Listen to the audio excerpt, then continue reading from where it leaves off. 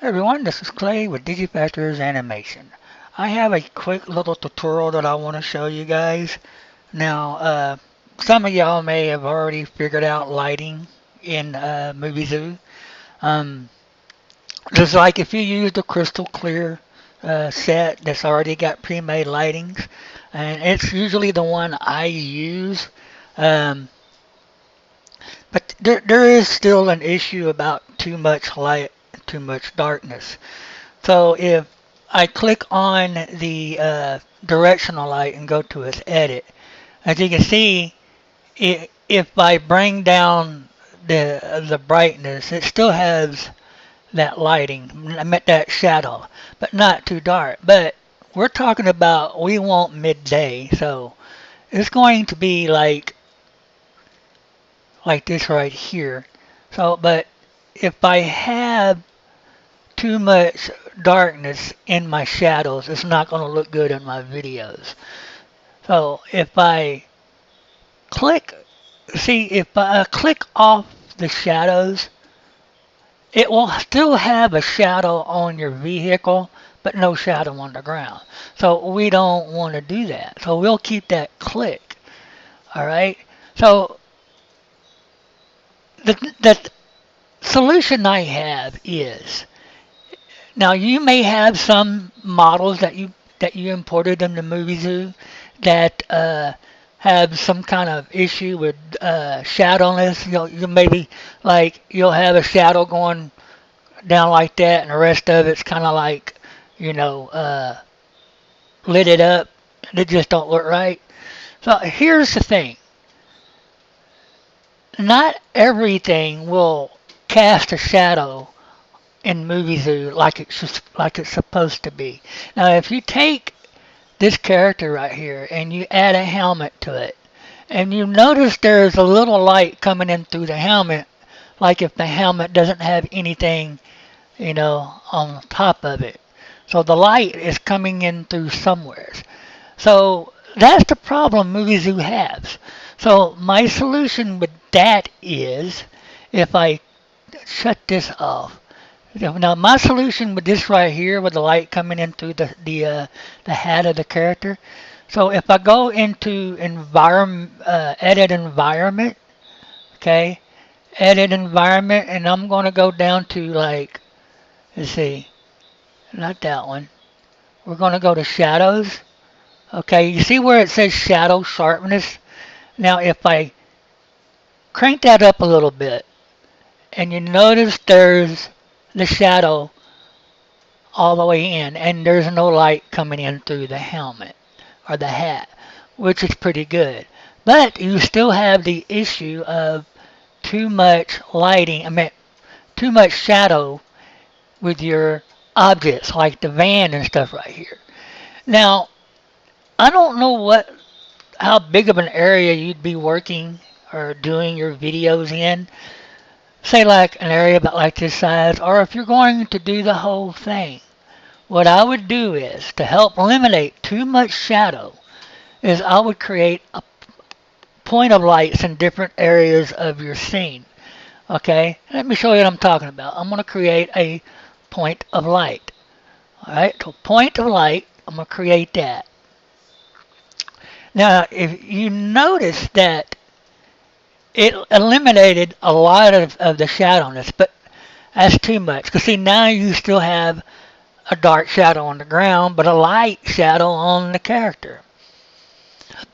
So what I'll do is I'm going to right click on edit of the point light. Okay. And I'm going to go to shadows. I'm going to unclick shadows and I'm going to turn it into an interior light.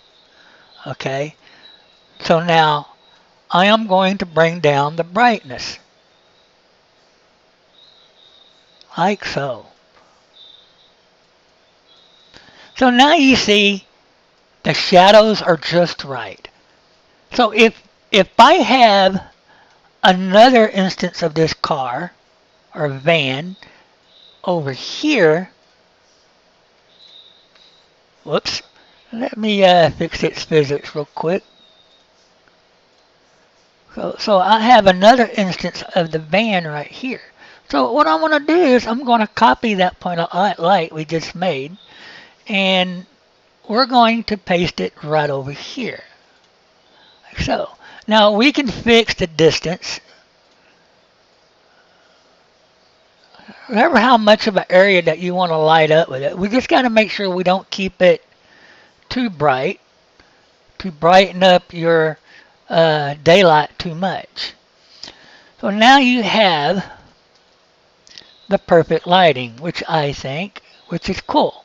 So now we don't have too much darkness in the shadows, okay? And we don't have any lights coming in through the roof of the van or anything like that, but we do have it coming in through the windows because the windows are transparent, which works perfectly. That's the way it should look. So if you do this in your videos, okay, this would make your lighting perfect. I do this throughout all of my videos, and it's always done me justice. Now, I had someone on my Facebook group page that was telling me of the situation that he had with some lighting on the objects, okay, and the lighting of the helmet coming, the light coming through the helmet and not casting a shadow, but it would cast a ring. So let me show you what I'm talking about. So if let me close this.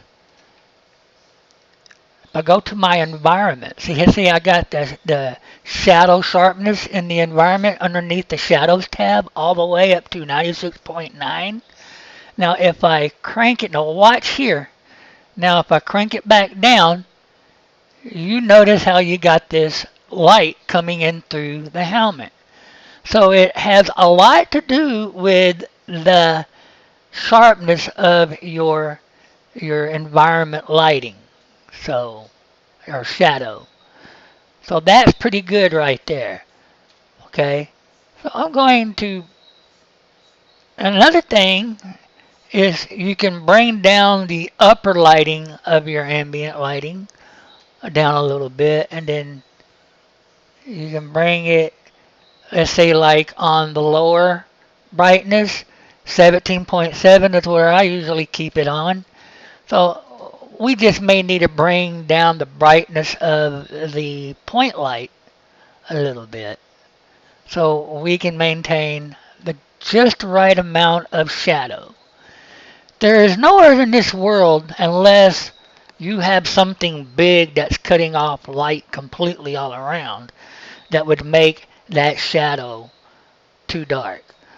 So it takes more than just point of the directional light to create your light and shadow. Okay, it takes more than that. It needs a little help from point lights. And point lights is where they come in handy to help with your shading. So I just wanted to bring that out and kind of like show you guys if y'all having trouble with it.